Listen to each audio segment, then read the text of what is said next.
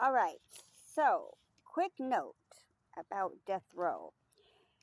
The first established death penalty laws date back to the late 18th century BC. The ancient code, was assigned to a range of 25 even different types of crime found appropriate for a death penalty. From theft to murder, the severity of the punishment reflected the belief in reputative judgment, where the punishment was meant to match the crime. The death penalty was not limited to ancient times, but um, throughout history, executions were carried out, and in even more ways too. That's back when there was like crucifixions, drownings, beating to death. Um, Sorry, my pages start to fly away when I talk to you guys. How funny! I'm just doing it again. So, but burned alive. Sorry, impalements. Then it was removed too for some time. That hanging even was the preferred method, and it became usual for punishment until Henry VIII, and then executions got more brutal and horrifying, and included things like boiling, burning at the stake, beheading, firing squads. The crime, became even more marring, because it would be for marrying a Jew to get that penalty, and not confessing to your crime, and treason. They were warranted the ultimate punishment. However, the Eighth Amendment eventually got signed, prohibiting cruel and unusual punishment, and it still gets to be the center of many debates surrounding capital punishment across the country. Some states are still carrying out executions, while others are even opposed to the death penalty altogether. So, far more sentences are converted actually to life sentences. Um, Imprisoned from death row than ever before. The states that do reinstate the death penalty now are mostly using lethal injection. But the electric chair is still used for a few states anyway. The buzz is evident on the controversy, though, that still is evolving around constitutional rights and fairness, also effective as a detriment.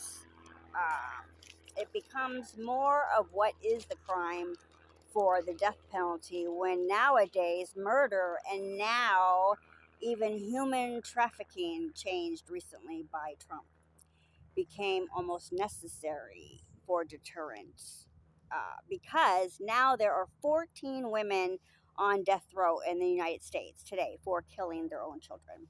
Tiffany Moss was sentenced by lethal injection on May 1st, 2019, for the brutal murder of her 10-year-old stepdaughter. Tiffany Moss is the only woman on death row in Georgia, and if her sentence stands, she would be the third woman in the United States history to be executed. Under Georgia law, treason, aircraft hijacking, and murder are warranted for the death penalty these days. Lisa Montgomery, the inmate that killed a pregnant Bobby Joe Stennett, and both cut and kidnapped her baby in an attempt to claim her as her own, is the only woman on federal death row. The U.S. Supreme Court vacated several lower court orders blocking her execution for lethal injection, clearing the way for the first federal execution, actually, of a female in more than 67 years. Krista Pike was convicted for torture and murder of her classmate Colleen Sliner at the age of 19. Now, the youngest woman in history to also be sentenced to death.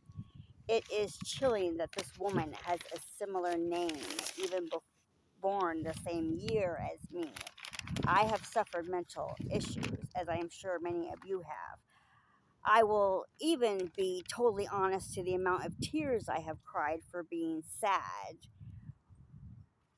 even angry at others, but I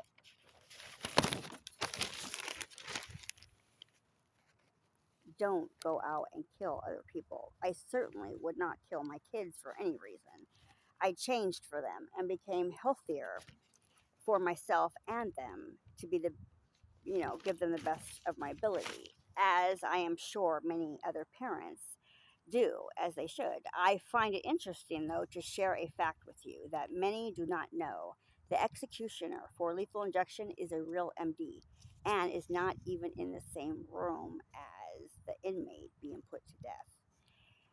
The IV lines that begin with prisoner lead to and travel actually out through a wall into another room. In the execution view, and a medical doctor present with a cocktail of several drugs, even used um, in lethal combination to administer the death warrant. The three drugs typically used are povilone, which is a paralytic agent that paralyzes the muscles and respiratory system, potassium chloride, which stops the heart and causes death, and either midazolam, I think it's called, or fentanyl to produce sedation. The drugs are intended to work together to to produce anesthesia and then, death. However, some say that the three drug sequence can cause the prisoner to experience high levels of pain and suffering. For example, if you use potassium chloride, where when given alone, the high concentration in the bloodstream would be extremely painful, similar to an electric or like a fire sensation coursing through the veins. The witnesses present, uh, when they become present at the execution, they see the reaction and the death of the prisoner, but they don't see the MD executioner actually who's administering for whatever reason that is. But what is the real difference in life and death is what we're talking today, because life imprisonment without parole and the death penalty are both severe punishments, but they actually differ in cost too, potentially for error and the psychological impact on prisoners. Excuse me, let me take a sip.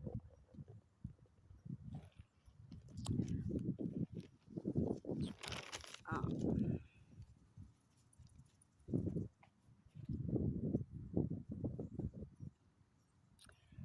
Number one is cost. So, studies show that the death penalty is much more expensive than life imprisonment due to longer trials and appeals, the need for more legal professionals and the rarity of executions. Number two is the risk of error. Juries have made mistakes, and the death penalty is irreversible, obviously. DNA testing has been revealed the even wrong man's DNA on a murder weapon after an execution. And number three is psychological impact. Death row prisoners in constant uncertainty, about their execution date, which can lead to mental health deterioration. Some victims' families prefer life without parole to the uncertainty of the death penalty and the lengthy appeals process. However, others argue that life with parole, though, is inhumane. The number, of executions in the United States to vary still, by year and by state, but has been declining over the past 2 decades. In 2022, 18 people were executed, which in the late, um, 8 years, though, has been fewer than 30 in comparison. 85 people were executed in 2000. And in 2022, more than a third of execution attempts were mishandled, and 7 botched executions took place in 3 states in the South. As much as March 2024, 42 inmates were on federal death row, but the federal government has not executed anyone, though, since January 2021.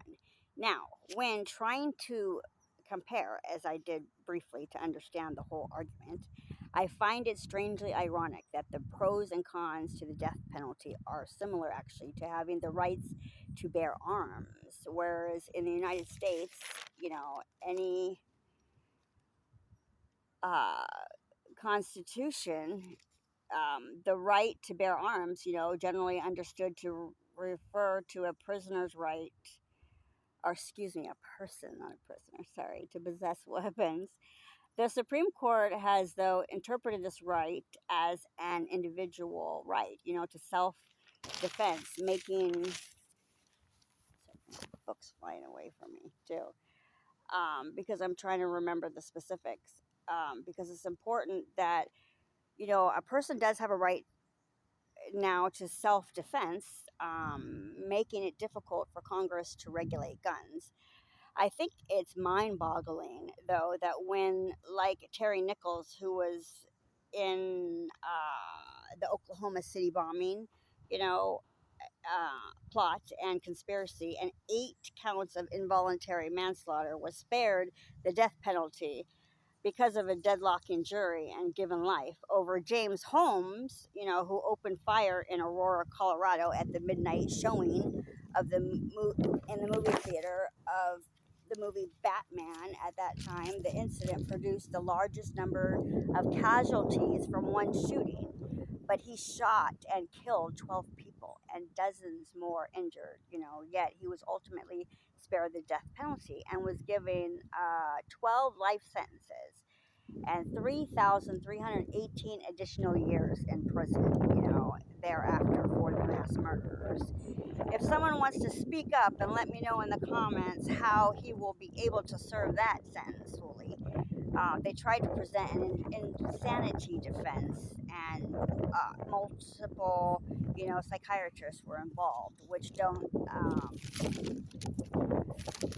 get me wrong. If you didn't go to the movie theater for a midnight premiere with excitement and friends to eat popcorn and watch the movie, like I have even done myself several times when the rush of the Twilight series kept coming out, with my teenagers, then you are crazy if you were having a whole plan, instead to go to the premiere of the movie to just execute whoever showed up. But mind you, mental illness, even serious mental illness, is not a defense either. They in court worded it as a defendant does not necessarily mean lack of criminal punishment or responsibility. And the legal questions of insanity involves mental conditions, but does not equate, psychiatric diagnosis with lack of responsibility. So when you look at like an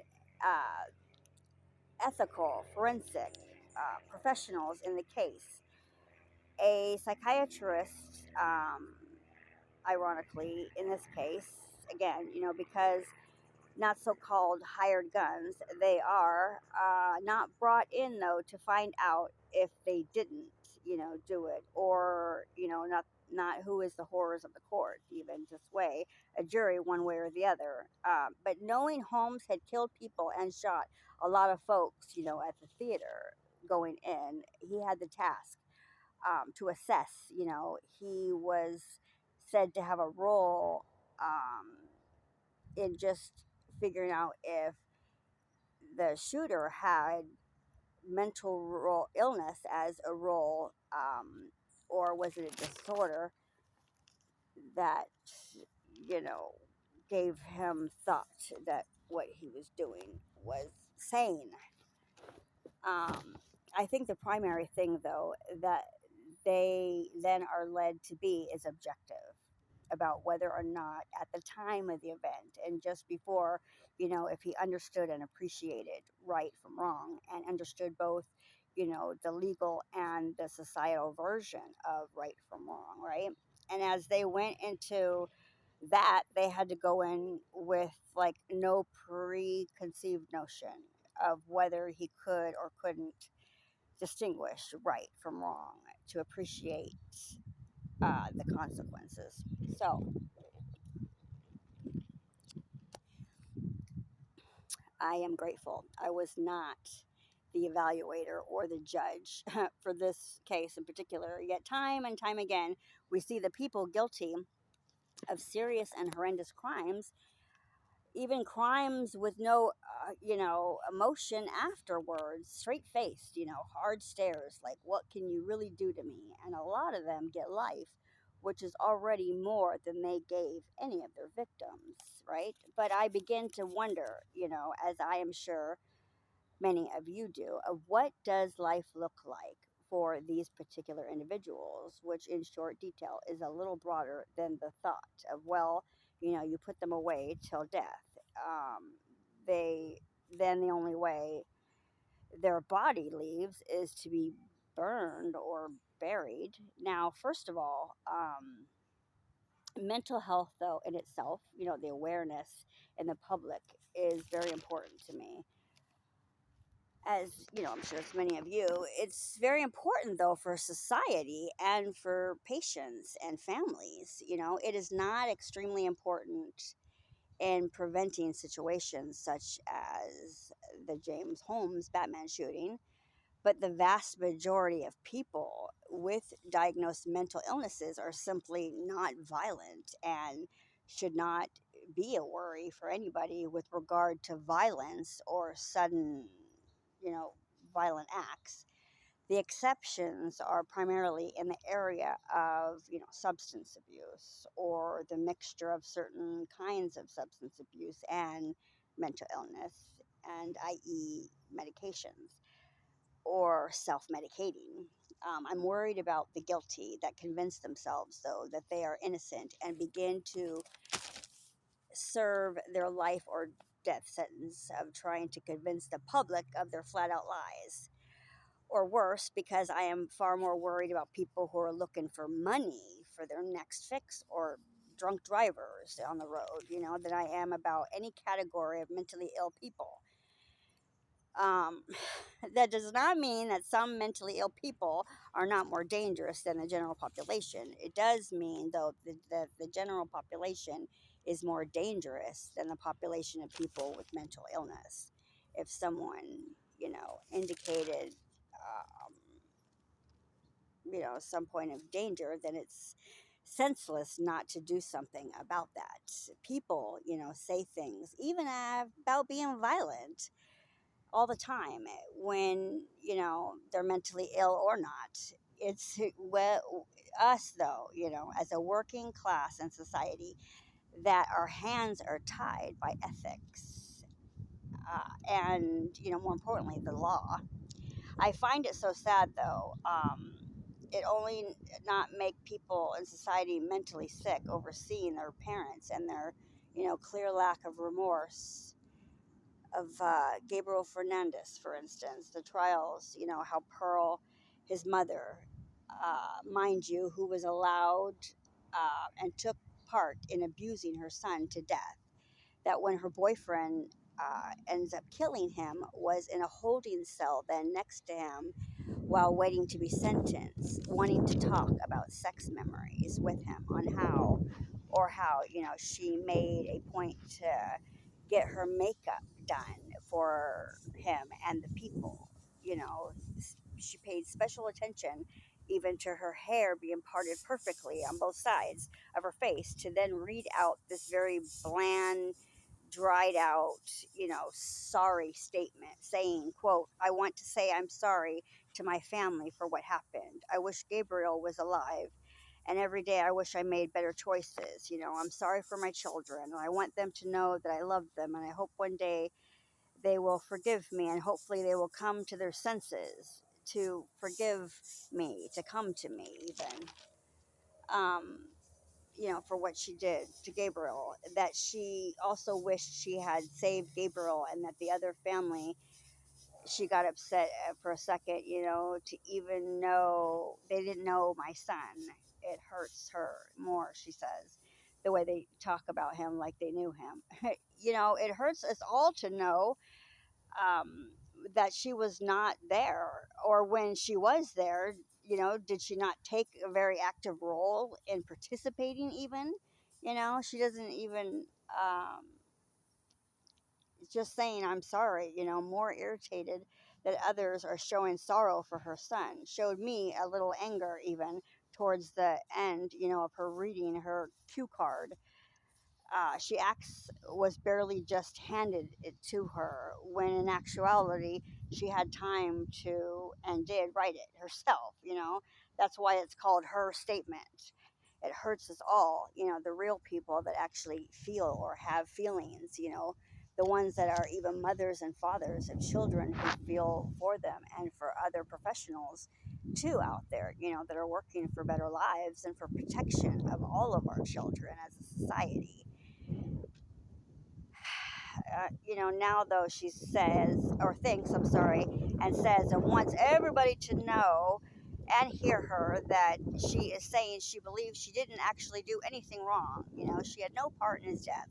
It's not her fault. She is telling whoever will listen to how she is entitled even to a right even to come back into a court a room again.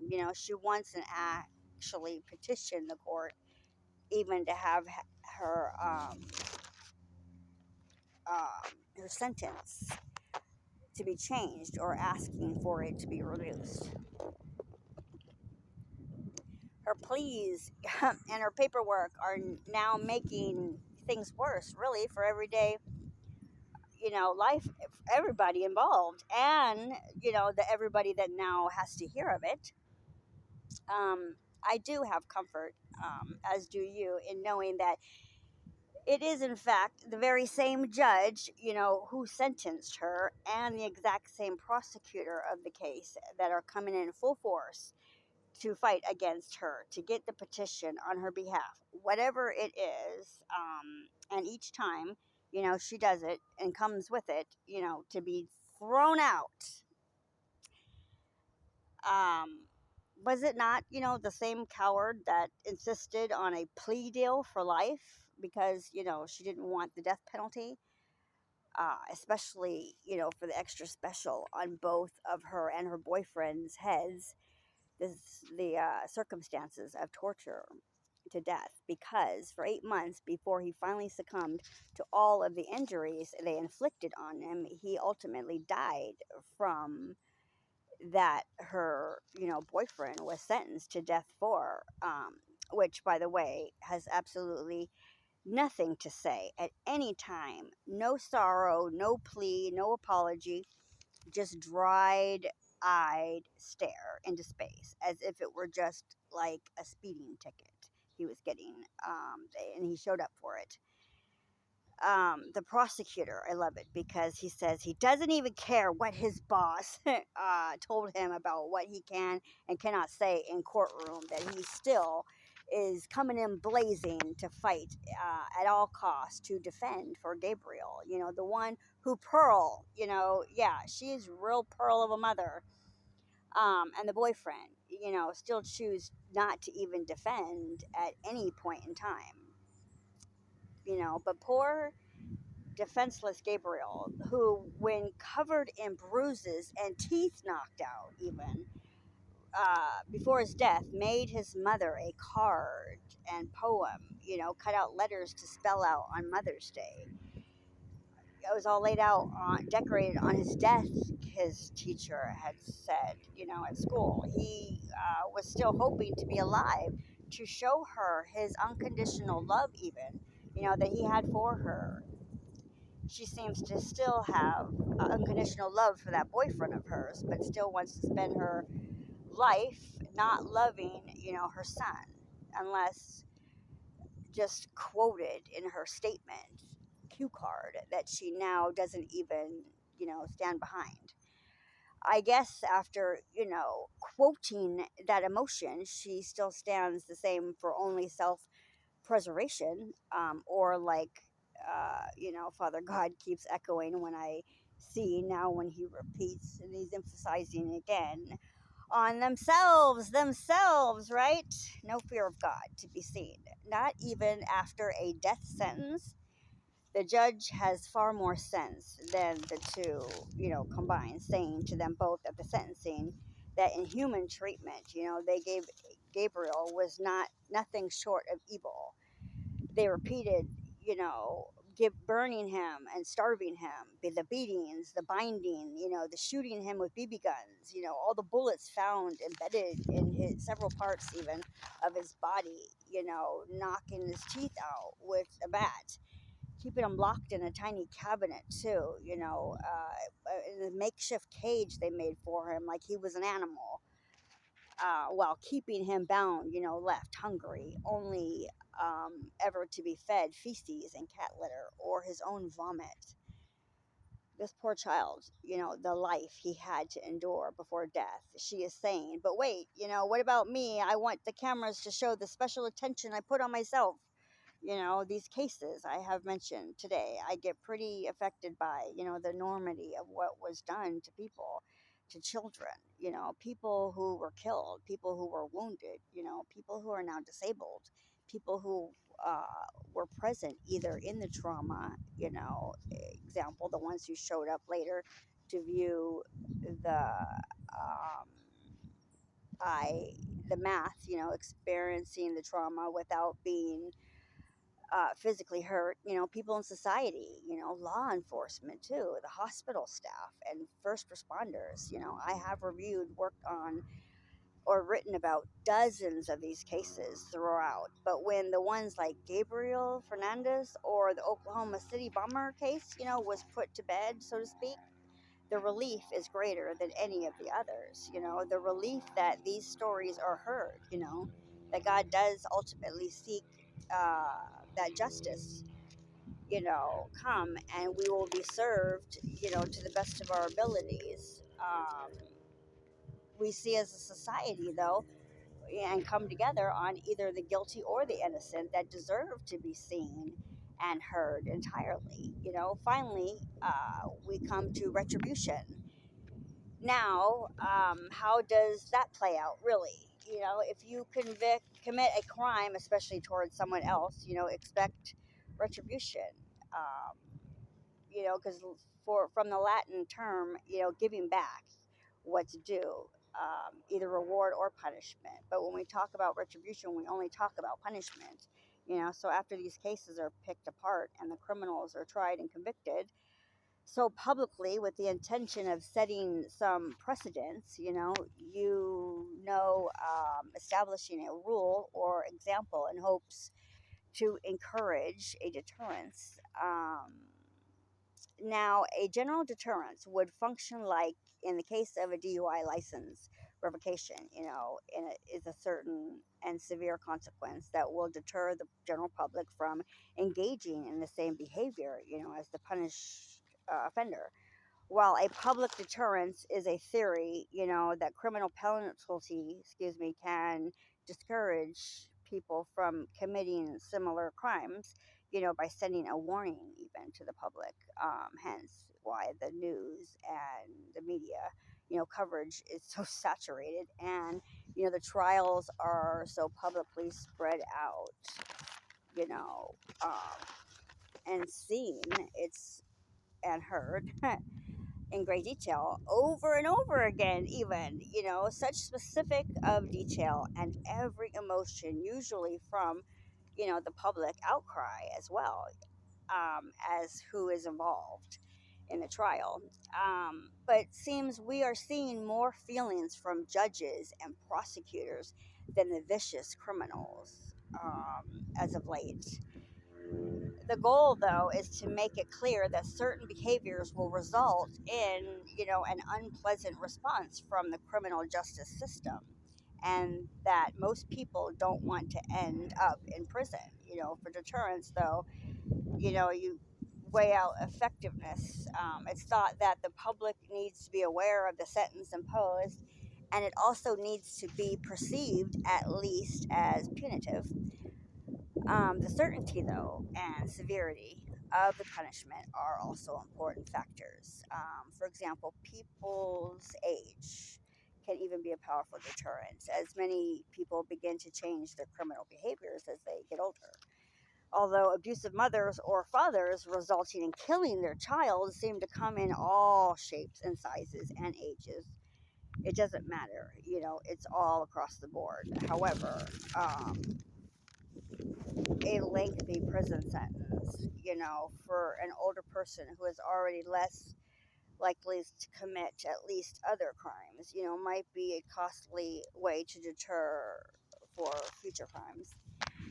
But just all in all, I want to lastly say, deterrence is a practice that dates back thousands of years and is used in many countries, their justice systems. The ancient Romans used public execution to discourage, would be criminals. Deterrence can also be used in foreign policy, like when a country, threatens, like, a significant response, to an enemy attack, to maintain peace anyway. So, are we achieving that goal in society as a whole, or are we seeing less crime and more peace? After all that said, deterrence is it put into play? You tell me. All right, guys, that's all for today. Hope this helps. See you guys soon. Okay, bye.